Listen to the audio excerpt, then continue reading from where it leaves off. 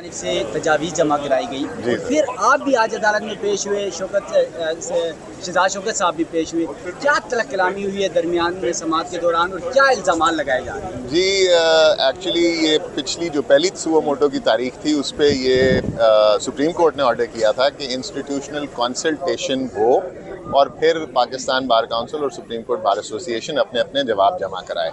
मगर क्योंकि उस 25 तारीख दी थी सुप्रीम कोर्ट ने जवाब जमा कराने की, उससे पहले मीटिंग नहीं हो सकी। सदर साहब मीटिंग कॉल नहीं कर सके अपनी मसरूफियात की वजह से। तो मैंने ये समझा कि सुप्रीम कोर्ट का ऑर्डर है और ये बहुत सीरियस मामला है, तो इसमें मेरे साथ वाइस प्रेसिडेंट पंजाब जो हैं वो भी शामिल हुए और हमने फिर अपने तजावीज़ थी वो मुरतब की और वो सुप्रीम कोर्ट में जमा कराई। और पिछली डेट पर ये ऑब्जर्वेशन आप सबने सुनी थी कि सारे जजेस ने कहा कि जी इसको कंसोलिडेट करें, क्योंकि अब पूरे पाकिस्तान की जुडिशरी ने अपने पॉइंट ऑफ व्यू दे दिया है। सब हाई कोर्ट्स ने, सिंध ने, बलूचिस्तान ने, KPK ने, लाहौर ने, इस्लामाबाद हाई कोर्ट ने, उनके चीफ जस्टिस ने, सब ने अपने अपने ये भी कहा कि मुदाखलत हो रही है, आज भी हो रही है, और अगर हम कोई केस का फ़ैसला करने लगते हैं तो हमें इंटरफेरेंस होती है, और जब हमें उनकी बात नहीं मानते हैं तो अफ़गानिस्तान से हमें टेररिस्ट के फ़ोन आ जाते हैं और डेथ थ्रेट्स देते हैं। तो इससे बढ़कर ज़्यादा सीरियस मामला क्या हो सकता है? तो फिर हमने मज़ीद उसको कंसोलिडेट किया, अपने जो हमने पिछली दफ़ा जमा कराए थे जवाब, और वो हमने जमा कराए।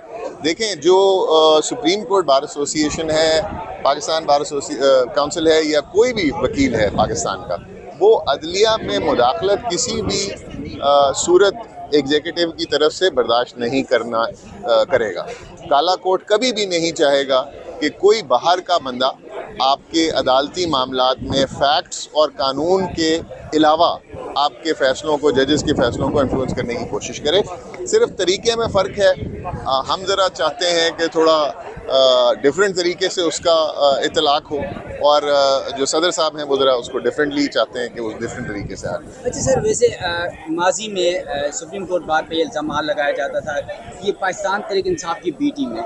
क्या आज की जो सुप्रीम कोर्ट बार है, क्या वो मुस्लिम लीग नून की बी टीम है? देखें, ये एक सियासी जवाब हो जाएगा और मैं इससे इज्तनाब करूँगा। मैं तो ये अर्ज़ करूँगा कि देखें, जो तजवीज़, क्योंकि ये एक मामला खाली वकला का या एक जमात का या दूसरी जमात का नहीं है। कभी एक जमात पावर में होती है तो वो इख्तियारात का नाजायज़ इस्तेमाल करती है और वो अपने मर्ज़ी के फ़ैसले लेने की कोशिश करती है, और उसके लिए एग्जीक्यूटिव जो है वो इन्फ्लुएंस करने की कोशिश करती है जुडिशरी को। होता है या नहीं होता, ये तो कुछ जजमेंट्स हैं जिन्होंने कहा कि उस वक्त, जिस तरह भुट्टो साहब के केस में अब आया कि जी उस वक्त मुदाखलत हुई और उस वक्त कानून के और आइन के मुताबिक भुट्टो साहब को इंसाफ नहीं मिला। तो ये बाद में जब वक्त गुजर जाता है तो बाद में पता चलता है जी मुदाखलत हुई। कभी कोई जमात कहती है मुदाखलत हुई, वो जमात जब इक़्तिदार में आती है तो वो ख़ुद मुदाखलत करना शुरू कर देती है। तो इसलिए हम एक दूसरे की किसी जमात पर इसको ब्लेम ना करें तो बेहतर है। कोशिश ये करें कि मसले का हल निकालें।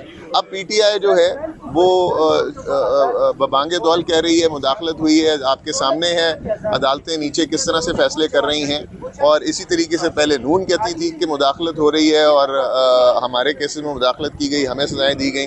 तो इसका हल क्यों ना निकाला जाए, एक दफ़ा के लिए और हमेशा के लिए निकाल दिया जाए। तो इसलिए हम चाहते हैं सियासी बेसिस पे नहीं, कानून और आइन की बेसिस पर।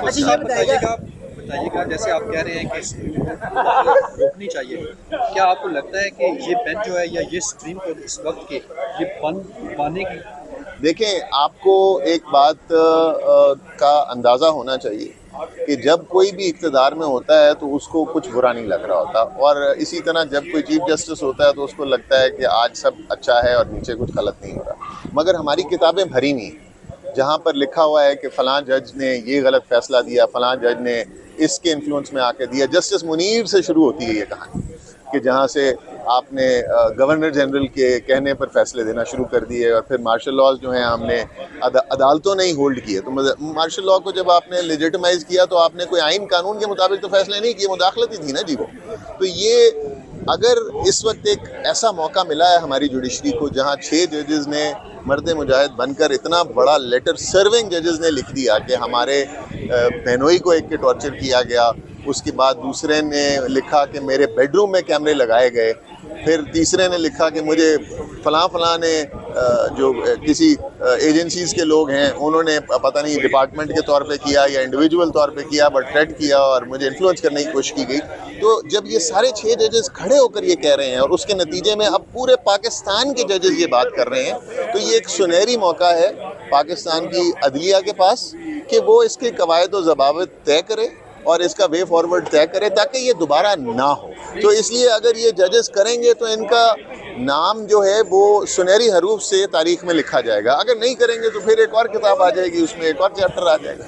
अच्छा गुलजार साहब, आप खुद अहदेदार हैं सुप्रीम कोर्ट बार के, और सुप्रीम कोर्ट बार की जो आज तजावीज़ पे जमा कराई गई है, उस तजावीज़ में कहा गया है कि जो जजेस थे जो इल्ज़ाम लगा रहे हैं हाई कोर्ट के, उन्होंने खुद तौहीन अदालत की कार्रवाई नहीं की, वो खुद भी इस हवाले से जिम्मेदार हैं, तो क्या उनकी इस तजावीज़ से आप मुतफिक हैं? देखिए, मैं इसमें बड़ा डिफरेंट व्यू रखता हूँ, इसीलिए हमने अपनी तजावीज़ अलहदा से जमा कराई हैं।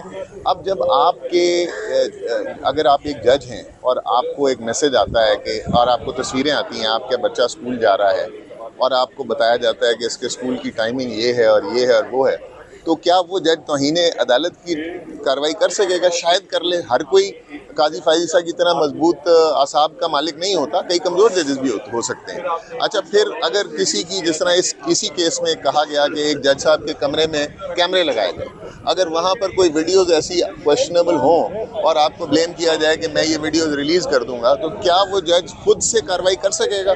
तो मेरा इसमें व्यू जो है थोड़ा सा मुख्तलिफ है। मेरे ख्याल में इंस्टीट्यूशन को एज अ होल आगे आना चाहिए। एक दूसरे को जजेस सपोर्ट नहीं करेंगे तो हमारी अदलिया का वही हाल होगा जो इस वक्त हुआ है। अगर ये एक जजेस पे छोड़ देंगे कि वो खुद ही उसका करे, तो जब 76 साल में वो काम नहीं हुआ आज तक,